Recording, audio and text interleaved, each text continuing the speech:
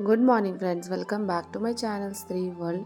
और आज मैं आ गई हूँ वापस। आज नहीं, एक्चुअली एक दिन पहले ही वापस आ गई थी ट्रेनिंग से। और आज मुझे स्कूल जाना है। एक वीक के बाद मैं स्कूल जा रही हूँ फ्रेंड्स। लेकिन हाँ, ट्रेनिंग सेंटर पे जाने के बाद ना मुझे ऐसा फील हुआ कि मैं रिलैक्स हो गई हूँ।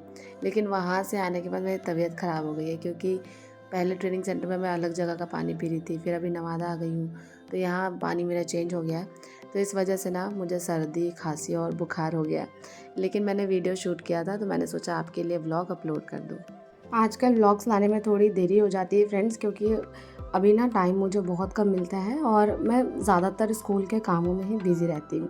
आप जब मैंने ट्रेनिंग का व्लॉग डाला था ना, आप में से बहुत लोग कह रहे थे कि दी हम भी TRE 4.0 की तैयारी कर रहे हैं, तो हम भी चाहते हैं हमारा सिलेक्शन हो जाए। अच्छे टीचर्स के बारे में बताइए। तो मैं आपको आज एक टीचर के बारे में बता रही हूँ, दानिश सर। टीचिंग परीक्षा को आप जानते ही होंगे अगर आप तैयारी कर रहे होंगे तो। सर बहुत ही अच्छा पढ़ाते हैं। हिस्ट्री और मतलब मॉडर्न हिस्ट्री और करंट अफेयर्स तो उनका बहुत ही ज़्यादा बढ़िया रहता है। तो आप ना उनको फॉलो कर सकते हैं GK GS के लिए। आप में से बहुत लोग कंफ्यूज भी रहते हैं कि दी TRE 4.0 का जो है नोटिफिकेशन वो आएगा या नहीं आएगा।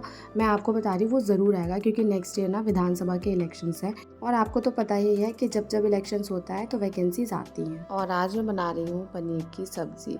और पराठे तो आंटी ही सेक देंगे, लेकिन हाँ, पनीर मैं खुद बनाऊँगी। आज मुझे अच्छा तो उतना फील नहीं हो रहा, लेकिन काम है तो करना ही पड़ेगा। पहले भी मैं ऐसे ही करती थी फ्रेंड्स, कि कभी मेरी तबीयत भी ख़राब होती थी ना, तो मैं एक ही बात सोचती थी कि अगर मैं तबीयत ख़राब में घर के काम कर सकती हूँ तो मैं पढ़ाई भी कर सकती हूँ। और मैं बहुत ज़्यादा तो नहीं पढ़ती थी, लेकिन 2-3 घंटे तबीयत ख़राब में भी पढ़ लेती थी।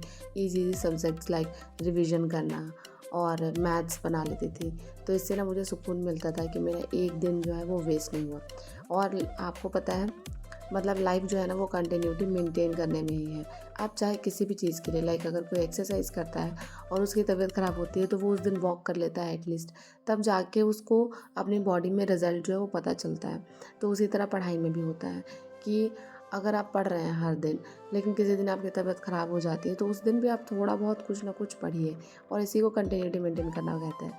बहुत लोग सोचते होंगे कि तबीयत ख़राब है उस दिन भी 10 घंटे पढ़ना है। नहीं, ऐसा नहीं होता है। अगर आपकी तबीयत ख़राब है तो उस दिन आप 2 घंटे 3 घंटे पढ़िए, लेकिन पढ़िए। मैं हमेशा कहती हूँ कि आपको ब्लैक या वाइट नहीं चूज़ करना है। ब्लैक और वाइट के बीच वाला कलर, ग्रे कलर चूज़ करना है। हमेशा ऐसा रहना है, मतलब पानी की तरह रहना है कि जिस बर्तन में जा रहे हैं उस शेप का हो जा रहे हैं। और ऐसे रहने में ही ना सबसे ज़्यादा भलाई होती है हमारी। जैसे अभी त्योहारों का मौसम आ रहा है, तो त्यौहार में हमें लगता है कि सिर्फ एंजॉय करना है और कहीं ना कहीं अपनी स्टडीज़ से बहुत ज़्यादा कॉम्प्रोमाइज़ कर लेते हैं। लेकिन आपको ऐसा नहीं होना। आप ये देखिए कि मान लीजिए आपके घर में दीपावली है, तो आप उस दिन सुबह उठ के 4 बजे उठ के 4 से 6 पढ़ सकते हैं या नहीं? अगर पढ़ सकते हैं तो पढ़ लीजिए, क्योंकि बाकी जो काम होता है वो 6 बजे के बाद शुरू होता है। तो इसी को कंटिन्यूटी मेंटेन करना करता है फ्रेंड्स। अगर आप इस तरह से अपने टाइम को मैनेज करने लग जाएंगे ना, तो कहीं ना कहीं आप टाइम मैनेजमेंट में प्रो बन जाएंगे। और फिर आपको ऐसा लगेगा कि आपके घर में कोई बहुत बड़ा फंक्शन भी है ना, तो आप ये फील करेंगे कि अरे हाँ, कोई बात नहीं, इसमें तो मैं पढ़ाई कर सकती हूँ। तो मैं तो हमेशा ऐसे ही करती थी। जब मैं हमेशा एक दिन पर फोकस करती हूँ कि मेरे पास आज का दिन है, आज के दिन पे मैं कितना पढ़ सकती हूँ। मुझे ये नहीं देखना है कि अगर अभी मेरे घर में 5 दिन का फंक्शन है या फिर 10 दिन का दशहरा है तो 10 दिन तो मेरी पढ़ाई नहीं होगी। मैं ज़्यादा लंबा नहीं सोचती हूँ। आपको सिर्फ एक दिन का सोचना है कि ठीक है, आज मेरे घर में फंक्शन है, लेकिन आज मैं कितना पढ़ सकती हूँ। आधे घंटे, 1 घंटे, 2 घंटे, कितना। आपने देखा होगा कि जब मैं अपनी बहन की शादी में भी गई थी तो मैंने वहाँ पर सेट सॉल्व किया था जाकर। तो मैं केवल यही सोचती थी कि चलो ठीक है, आज बहुत सारा फंक्शन है, कोई बात नहीं, क्या मैं 2 घंटे का टाइम निकाल सकती हूँ एक सेट बनाने के लिए। तो ऐसे अगर आप सोचेंगे ना, तो आपका माइंड भी शांत रहेगा और आप पढ़ाई कर लेंगे तो कहीं ना कहीं आप सेटिस्फाइड रहेंगे कि हाँ चलो, मैंने 2 घंटे भी पढ़ाई करी। और उसके बाद जो बाकी आपका फंक्शन है या कोई त्यौहार है, आप उसको भी एंजॉय करेंगे। तो थोड़ा सा स्ट्रगल तो करना पड़ता है पढ़ने के लिए, लेकिन हाँ, जब आप ये स्ट्रगल कर लेते हैं 1 साल तक ऐसे, तो फिर जो रिज़ल्ट मिलता है ना, उससे आप काफ़ी सेटिस्फाइड रहेंगे अपनी लाइफ में। और हम लड़कों को ना फ्रेंड्स ऐसे ही टाइम निकालना पड़ता है, क्योंकि हमारी लाइफ लड़कों से बहुत डिफरेंट होती है। आप किसी भी मतलब लड़के को देखेंगे जो अभी जॉब कर रहा है, तो उसके पास एक ही काम होता है कि उसको सुबह उठना है, तैयार होना है और जॉब पे जाना है। उसको ये काम नहीं होता कि उसको घर में खाना भी बनाना है, लोगों की देखभाल भी करनी है, सब सबका ख्याल रखना है। उसके पास ये सारी जिम्मेदारियां नहीं होती है। हाँ, वो जॉब करके पैसे कमाता है तो उसके पास ये रिस्पॉन्सिबिलिटी होती है कि उसको अपने घर का खर्चा चलाना है। लेकिन लड़कियों के केस में ऐसा नहीं होता है। अगर लड़की जॉब कर रही है तो उसको जॉब भी करना है, घर भी देखना है। अगर लड़की पढ़ाई कर रही है उसको पढ़ाई भी करना है और अपने घर को भी देखना है। अगर बच्चे हैं तो उनको भी देखना है। लेकिन अगर एक लड़का तैयारी कर रहा है तो वो सिर्फ तैयारी कर रहा होता है।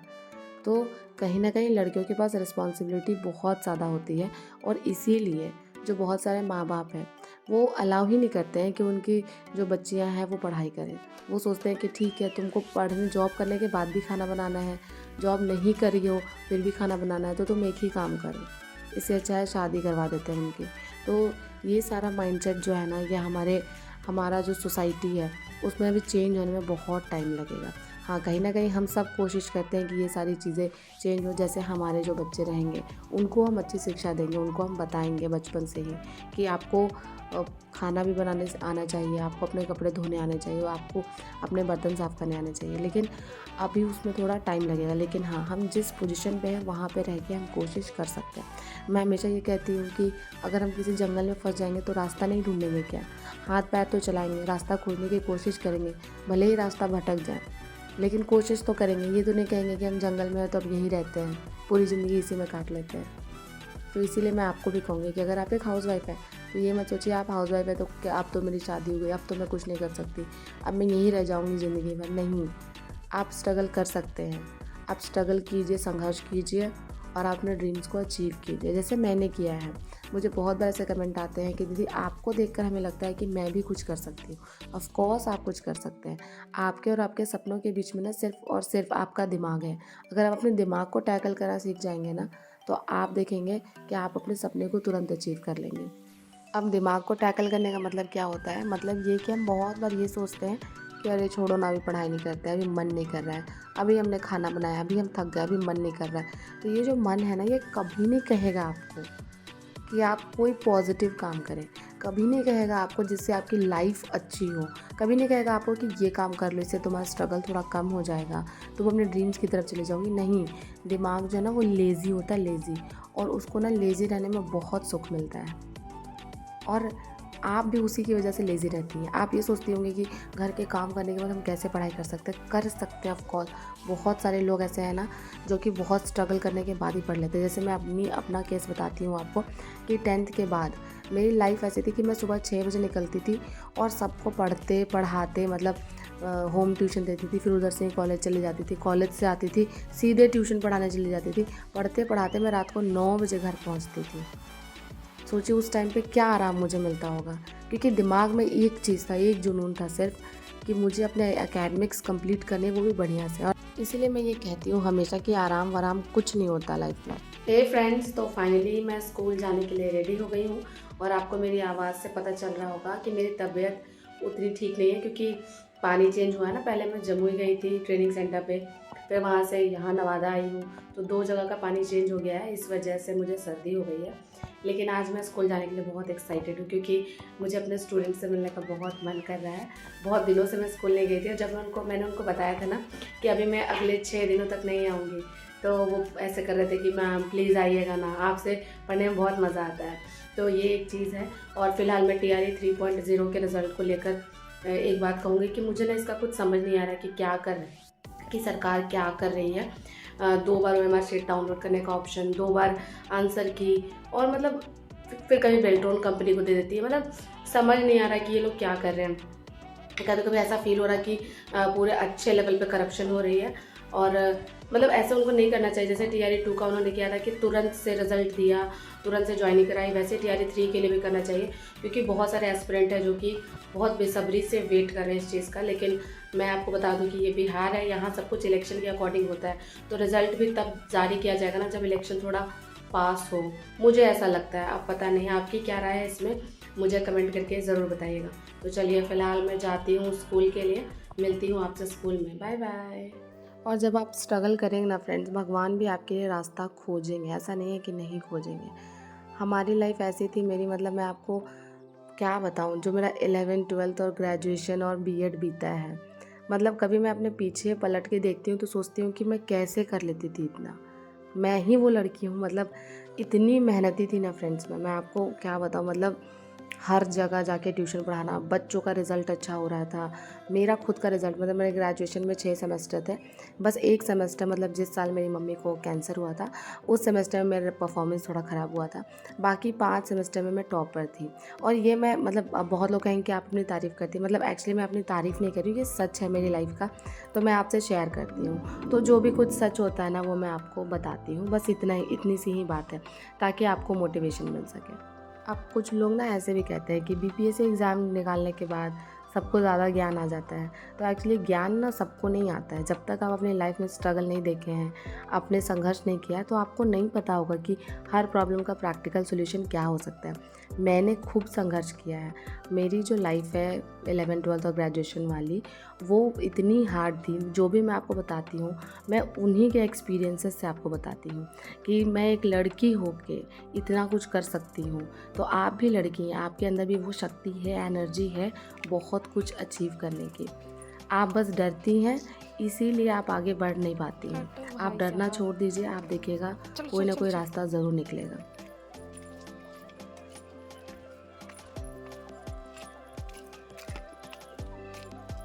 तो चलिए फ्रेंड्स, फाइनली मैं स्कूल पहुंच गई हूं और आप देख सकते हैं कि मेरे स्कूल का रास्ता कैसा है। और ये स्कूल के सामने देखिए कितना सारा पानी जमा हुआ है और अंदर इधर हमारा ऑफिस है।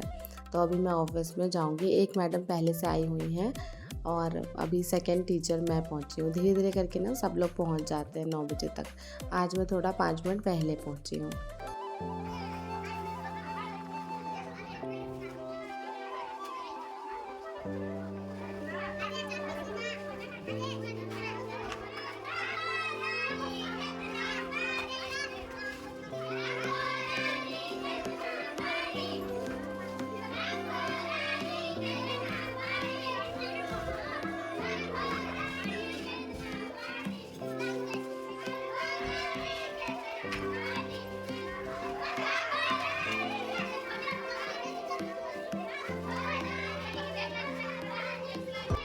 तो चलिए अब मैं वापस आ गई हूँ स्कूल से, और स्कूल से आने के बाद मैं थोड़ा स्लो डाउन हो जाती हूँ क्योंकि मैं सच में बहुत थक जाती हूँ। और आज मेरी तबीयत भी ठीक नहीं थी, तो आज मुझे ज़्यादा थकान लग रही थी। और यहाँ देखिए मेरा एक पार्सल आया हुआ है, और क्या पार्सल आया है ये मैं आपसे आगे वीडियो में शेयर करूँगी। अभी ना फ्रेंड्स मैंने बहुत सारी चीज़ें मंगाई हैं, पर मैं कभी कभी भूल जाती हूँ आपसे शेयर करना। फ्रेंड्स, तो फाइनली मैं स्कूल से आ गई हूँ और अभी मैं आपसे कुछ शेयर करूँगी जो कि मैंने ऑनलाइन मंगाया था।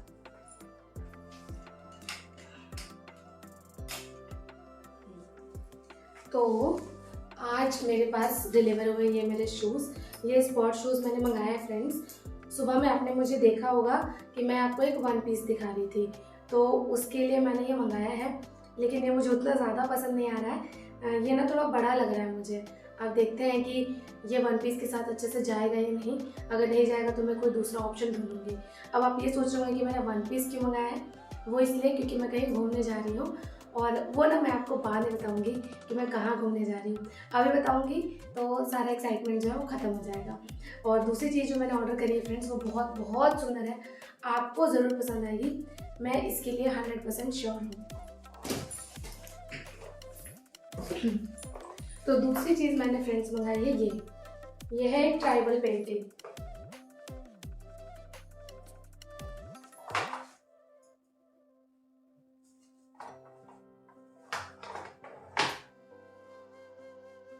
ये जो है ना फ्रेंड्स, ये मैंने फ्लिपकार्ट से मंगाया है, और मुझे ऐसे ट्राइबल पेंटिंग बहुत ज़्यादा पसंद है।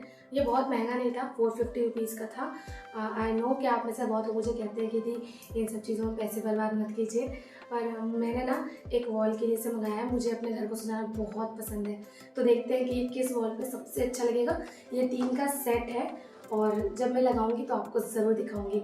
आपने तो देखा ही होगा कि मैं आजकल थोड़ी चीज़ें ऐसा ऑर्डर करती हूँ जो घर को अच्छे से सजाए, और उनको मैंने अपने घर में सेट भी किया है और आपसे शेयर भी किया है। तो ये भी लगाऊंगी ना तो आपसे ज़रूर शेयर करूँगी, आप मुझे बताइएगा कि आपको कैसी लगी। तो चलिए फ्रेंड्स, अब मैं थोड़ा रेस्ट करने जाती हूँ। मेरी तबीयत ऑलरेडी बहुत ख़राब है, मेरी आवाज़ से आपको समझ आ रहा होगा। मैंने बहुत मुश्किल से आपसे थोड़ी सी बातें करी है, और रेस्ट करने के बाद मैं आपसे मिलूँगी।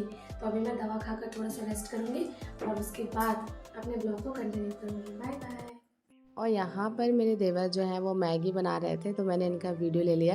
ये कह रहे थे भाभी वीडियो मत लीजिए, मैंने कहा नहीं वीडियो तो लेना पड़ेगा। आप मैगी बहुत स्पेशल तरीके से बनाते हैं तो वो मैं सबको दिखाऊंगी।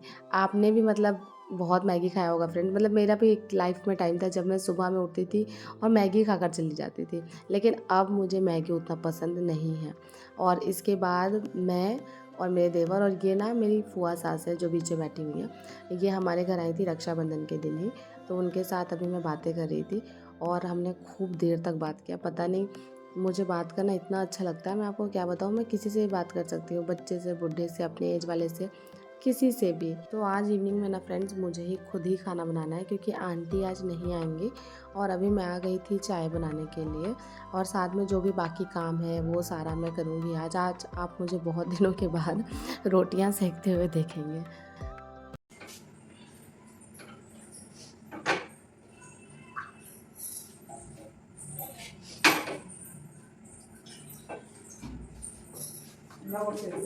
चाय पियेंगे फुआ? चाय क्या चाहिए बनाए? बना रहे हैं मतलब। तो दूध वाला है। हाँ बना दूध नहीं पीते हैं पियो ही कम।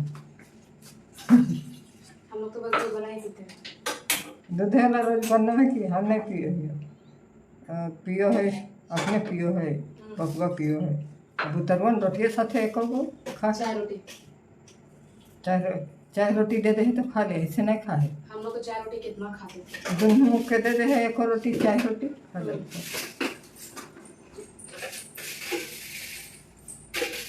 यहाँ पर मैं फुआ से चाय रोटी के बारे में बात कर रही थी फ्रेंड।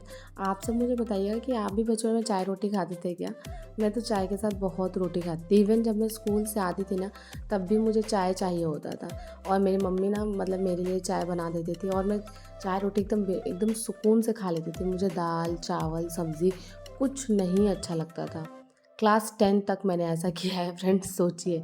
और 10th के बाद ना मतलब मेरी आदत थोड़ी सुधरी कि मैंने रोटी सब्ज़ी खाना शुरू किया धीरे धीरे करके। मतलब 10th तक मैं कोई सब्ज़ी नहीं खाती थी। आप में से भी कुछ लोग ऐसे हैं तो कमेंट करके ज़रूर बताइएगा, क्योंकि मुझे लगता है कि हर बच्चा जो है इसी तरह का होता है। अब पता नहीं है सच है या नहीं। जब तक उधर चाय बन रही है तब तक मैं बर्तन धो लेती हूँ, और मैं जब भी चाय बनाती हूँ ना फ्रेंड्स तो मैं उसको बहुत अच्छी देर तक मतलब खौलाती हूँ ताकि उसका टेस्ट जो है वो अच्छा निकल के आए। और कभी कभी ना मेरे घर में कुछ लोग आते हैं तो वो लोग कहते भी हैं कि चाय इतना देर से बनता है, लेकिन हाँ चाय देर से तो बनती है लेकिन उसका टेस्ट काफ़ी ज़्यादा अच्छा आता है। तो यहाँ पर अभी हम लोग सब हैं तो सबको मैंने चाय दे दिया है, और उसके बाद फिर से हम बैठकर बातें करेंगे और फिर बात करेंगे, और उसके बाद बाकी का जो भी काम है वो मुझे करना है। हालांकि मेरी तबीयत बिल्कुल ठीक नहीं थी आज, लेकिन फिर भी मैंने सोचा कि चलो अगर मेरे अंदर शक्ति है इतना कि मैं कुछ कर सकती हूँ तो मैं कर दूँगी। और अगर मुझे एकदम ही ऐसा लगता कि मुझे नहीं करना है तो मैं मम्मी को बोलती कि आप खाना बना लीजिए, लेकिन कोई बात नहीं। और आज मैं बना रही हूँ बहुत सिंपल चना दाल का तड़का और साथ में रोटियाँ। और रोटी आज मैं बहुत दिनों के बाद बना रही हूँ फ्रेंड्स, मेरे से ठीक से बन भी नहीं रहा था। मुझे लगता है कि 6-7 महीने के बाद मैं रोटी बना रही हूँ। और पहले आप मेरी रोटी की बहुत तारीफ़ करते थे कि दीदी आप एकदम गोल बनाती हो, आप कैसे सेक लेती हो। तो वो ना मुझे याद आ रहा था जब मैं रोटियां बना रही थी, तो मैंने सोचा नहीं ये वीडियो तो मुझे लेना पड़ेगा, सबको दिखाना पड़ेगा कि मैं आज भी रोटियां अच्छा बनाती हूँ। तो चलिए फ्रेंड्स आज के ब्लॉग को मैं यहीं पर ख़त्म करती हूँ। अगर आप मेरे चैनल पर नए हैं तो चैनल को सब्सक्राइब कर दीजिए और चैनल को ज़्यादा से ज़्यादा शेयर कीजिए। तो बस मिलती हूँ आपसे नेक्स्ट ब्लॉग में। Bye bye and take care.